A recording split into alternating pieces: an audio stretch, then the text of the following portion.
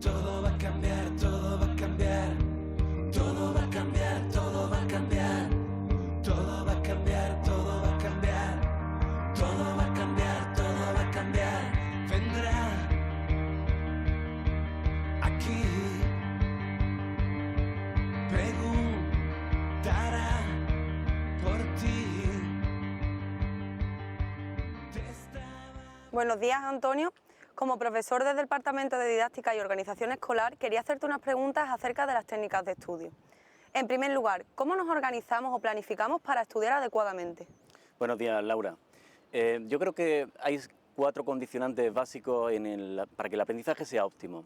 El primero de ellos es querer aprender. El segundo es estar motivado para ello. El tercero es tener las técnicas, estrategias correspondientes que nos ayuden a organizar el conocimiento. Y finalmente, lo que sería la gestión del tiempo, ¿no? Basando en este último aspecto, la gestión del tiempo, tenemos que irnos directamente a lo que es el hábito, ¿no? Las personas necesitamos de hábitos. Es muy importante tener un hábito de estudio, ¿no? El hábito de estudio se consigue buscando, digamos, los momentos adecuados para estudiar aquellas materias que nosotros obviamente requieren de cierto repaso, de cierto estudio, ¿no? ¿Cómo comienzo yo a estudiar? Es muy importante crear un plan de estudio, ¿no? Para crear un plan de estudio yo necesito saber cuáles son las materias en las que tengo mayor dificultad, cuáles son las que tengo menor dificultad y especialmente también conocer cuándo me concentro yo más, es decir, en qué momento del día yo estoy más concentrado, ¿no? Es más importante la calidad del estudio que la cantidad, es decir, que cuando yo esté estudiando realmente me esté concentrando y esté adquiriendo ese conocimiento. Y muy importante en la creación de ese plan de estudio es, tener claro qué es lo que yo pretendo cuando voy a estudiar. Cuando yo me planifico semanalmente y quiero estudiar determinadas materias, yo tengo que saber exactamente qué es lo que yo pretendo con ese estudio, es decir, qué resultado voy a obtener, porque es la mejor forma de yo autoevaluarme y ver hasta qué punto yo estoy consiguiendo los objetivos que yo me estoy proponiendo, ¿no? Yo creo que es un aspecto muy importante. Y hay otro aspecto esencial, y es que cuando nosotros vayamos a estudiar una determinada materia, es importante ir intercalando las materias e incluso los temas, porque nos permiten interrelacionar y además tener también un seguimiento más continuo de las diferentes materias, ¿no? Luego también es muy importante tener en cuenta, no es lo mismo planificar lo que sería preparar un examen cuando vamos a hacer un examen que es una prueba de desarrollo o una prueba tipo test. Si nosotros vamos a hacer una prueba de desarrollo, tenemos que estudiar más de lo general a lo particular, ¿no? Es decir, nos interesa tener la estructura general, nos interesa tener claro el tema en general y los aspectos que van a vincularse unos con otros, ¿no? Para ir de lo general a lo particular. Si yo voy a estudiar para un tipo TED, necesito los detalles, necesito identificar y sobre todo contrastar o diferenciar entre conceptos, estudiar en cascada, un estudio acumulativo en el que yo voy aprendiendo los diferentes conceptos para tenerlos bastante claros, que es lo que a mí me va a dar las claves de realmente adquirir ese aprendizaje profundo, ¿no? ¿Y qué tipos de técnicas podemos utilizar a la hora de estudiar? Pues aquí hay una serie de premisas que es muy importante. Nosotros recordamos aquello a lo que realmente entendemos. Nosotros entendemos aquello a lo que prestamos atención. Y nosotros prestamos atención a lo que realmente nos interesa, a lo que nos llega realmente. Por eso es muy importante conectar siempre el estudio con los aspectos motivacionales y con los aspectos emocionales. Hay incluso un doctor en neurociencia, Francisco Mora, que viene a decirnos que sin emoción no hay aprendizaje, ¿no? El primer requisito yo creo que tenemos que conectar es nuestro aprendizaje con las emociones, con los sentimientos, con la motivación, ¿no? En este sentido, no existen técnicas universales que sean buenas para todos, porque depende de cómo cada estudiante tiene, digamos, su propio estilo de aprendizaje, cómo le viene la información, cómo capta esa información, cómo la transfiere, especialmente cómo la interioriza, ¿no? Sin embargo, sí que hay una serie de aspectos que nosotros tenemos que tener en cuenta cuando estamos estudiando. Yo creo que lo principal al comienzo es hacer una lectura global, ¿no? ¿Para qué me sirve esa lectura global? Para realmente ubicarme y relacionar unos temas, unas partes con otras, ¿no?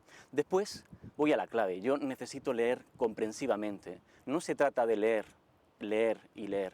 Necesito retener, necesito comprender, porque cuando yo comprendo, me adentro en lo que estoy estudiando, es cuando realmente lo llevo a mi esquema, ¿no? Y es lo que me hace que realmente ese aprendizaje sea significativo. Para hacer esa lectura comprensiva es muy importante también el subrayado, es decir, y coger cuáles son las ideas principales, cuáles son las ideas secundarias y poder conectarlas, o incluso hacer pequeñas anotaciones en el margen para que a ti te pueda ayudar a conectar una parte con otra, ¿no? Hacer un resumen propio mío, porque cuando yo hago las cosas mías con mis palabras es más fácil que yo las pueda interiorizar. Utilizar sobre todo reglas mnemotécnicas, ¿no? Es decir, aquello que me va a servir a mí para aprender determinados conceptos, determinadas palabras, frases, fases concretas de un determinado procedimiento. Y yo lo que hago es asociarlo a una palabra que para mí es familiar. Yo, por ejemplo, cuando explico el proceso investigador, que tiene como 4 aspectos fundamentales, ¿no? Yo le llamo las 4 C del proceso investigador: conocer, comprender, contrastar y finalmente contar, ¿no? Eso es lo que a mí me va a ayudar, digamos, a retener esa información. Y luego, finalmente, hay un aspecto muy importante. Un profesor estadounidense, Ken Vine, estudió qué hacen los mejores estudiantes universitarios, y una de las conclusiones a las que llegó es que los mejores estudiantes universitarios, cuando están estudiando como si eso que están estudiando tuviesen que explicárselo a otra persona, porque eso hace que realmente tú lo interiorices y tengas que comprenderlo y entenderlo, que es la forma que para realmente poder exponerlo. Yo creo que en general, cuando uno pretende retener las ideas, poder recuperarlas y sobre todo que sean realmente profundas, hay que tener en cuenta que tenemos que entender lo que estamos leyendo. Además de entenderlo, tenemos que interrelacionarlo, tenemos que practicarlo. La constancia es muy importante en ese sentido, y que el aprendizaje sea significativo y creativo. Yo creo que esas son las claves fundamentales para que el aprendizaje sea de éxito. Y en lo relacionado a las condiciones ambientales, ¿cuáles crees que son las más acertadas? Yo creo que hay 3 aspectos fundamentales. Uno es el descanso, el otro tiene que ver con el ambiente de aprendizaje y el otro tiene que ver con las distracciones. Cuando nosotros vamos a estudiar necesitamos estar lo más concentrados posible. ¿Cómo se consigue estar concentrado? Pues la mejor forma de estar concentrado es estar descansado, haber dormido al menos 7 u 8 horas.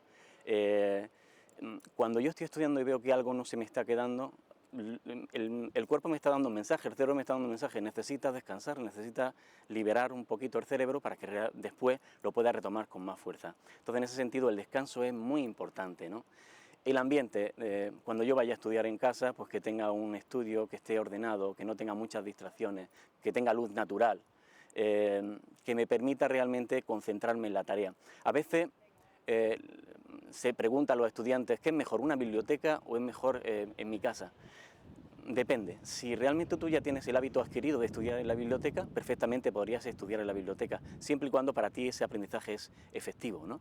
Y en cuanto a la música, por ejemplo, hay personas que no saben si la música es buena o no. En general, cualquier elemento distractor, como puede ser la música, no sería lo más adecuado.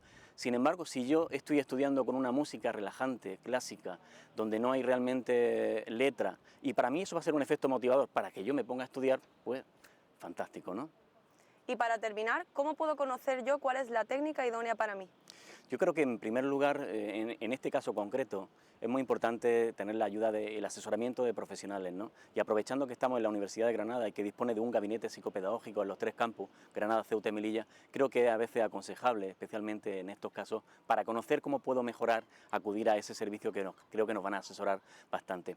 Existen muchos inventarios, instrumentos, cuestionarios que se pueden utilizar pues, para conocer ese estilo de aprendizaje, es decir, la forma que tenemos de aprender, ¿no? Por ejemplo, tenemos el inventario de estilos de aprendizaje y orientación motivacional, que nos puede dar una cierta idea, pero yo siempre pienso que realmente lo ideal es conocerse a ti mismo, es decir, para tú mejorar tienes que conocerte bien.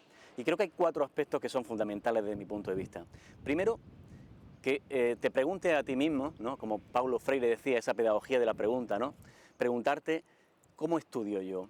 ¿Cuáles son las técnicas que yo utilizo? ¿Cómo aprendo mejor? Yo aprendo mejor cuando tengo algo visual, cuando tengo algo auditivo. ¿Cuál es el tiempo en el que yo estoy más concentrado? Es decir, ¿cuáles son los aspectos que a mí me hacen que yo interiorice y que realmente lleve a cabo ese aprendizaje que pase de superficial a un aprendizaje profundo, ¿no? Además del hábito, además de saber cómo puedo mejorar, el hábito es muy importante. Es decir, conocer cuándo estudio, cómo estudio, en qué condiciones y cuándo estoy más concentrado, ¿no? Y luego la autorregulación. Yo soy consciente de mis procesos psicológicos básicos, es decir, de cómo aprendo, de cuál es mi atención, cuál es mi percepción perfección, cuál es mi memoria, porque si yo soy consciente de aquello en lo que puedo mejorar, eso me va a ayudar muchísimo realmente a seguir mejorando, ¿no? Por eso es muy importante siempre evaluarse hasta qué punto yo estoy consiguiendo o no los retos que me he propuesto, ¿no? Y finalmente yo creo que hay un aspecto también muy importante. Hay que tener mucho cuidado con las profecías de autocumplimiento, ¿no? El hecho de que una persona saque malas notas en un determinado examen no quiere decir que sea mal estudiante, simplemente o que no se ha planificado bien, o que no le ha dedicado el tiempo necesario, o simplemente que no lo ha comprendido, no lo ha entendido. Por tanto, siempre hay que tener una mentalidad positiva, es decir, tener ese pensamiento de que yo puedo, pero para tú querer realmente te lo tienes que creer y tienes que ser también consciente de tus limitaciones en este sentido. Yo creo que prácticamente la optimización del aprendizaje, el que llegamos a conseguir un aprendizaje profundo, es directamente proporcional a la capacidad que nosotros como estudiantes podamos tener para hacer de ese aprendizaje que sea coherente, que tenga sentido, que tenga fundamento y especialmente que me resulte agradable, porque a mí lo que me resulta agradable lo voy a interiorizar muchísimo más, ¿no? Y ya para terminar, yo creo que hay un aspecto fundamental. No bajes nunca tus metas, en todo caso sube tu esfuerzo, ¿no? Pienso que querer algo con mucha fuerza es el 90% de llegar a conseguirlo. Muchas gracias, Antonio, por resolver estas dudas. A ti, Laura, espero que realmente sea algo productivo y que de esto realmente pueda ayudar a personas que, bueno, que necesitan de esa ayuda concreta, ¿no? Para seguir mejorando en sus procesos de aprendizaje. Todo va a cambiar, todo va a cambiar, todo va a cambiar, todo va a cambiar.